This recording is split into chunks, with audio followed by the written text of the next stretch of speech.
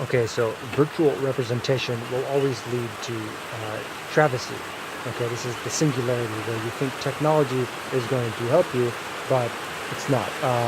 Now the media will say, I strongly believe, I'm pretty sure, that they would love to have someone like me on their team, but they don't, and they won't. This is the fundamental. It's a fundamental uh, fable. Okay, to use a soft word. Um, okay, and it's the same as George Washington. I've explained this, and so without actual representation, we are always headed into disaster, and it's always going to be a political nature to it. So, hence actual terrorism.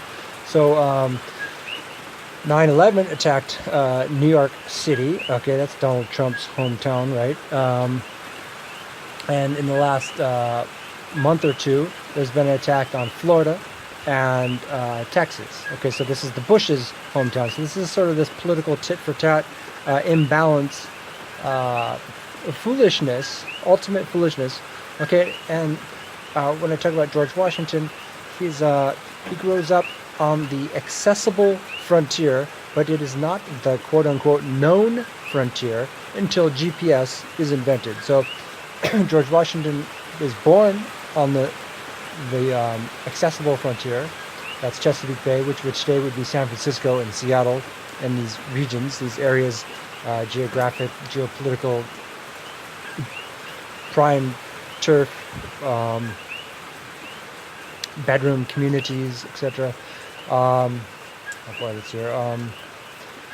So once it becomes the known frontier, that's when actual representation becomes crucial. That's when virtual representation will turn into the singularity, and it will attack the most desirable people. It'll attack the students. There are a lot of people out in the farm fields who are don't go to school, and it's attacking women too. It's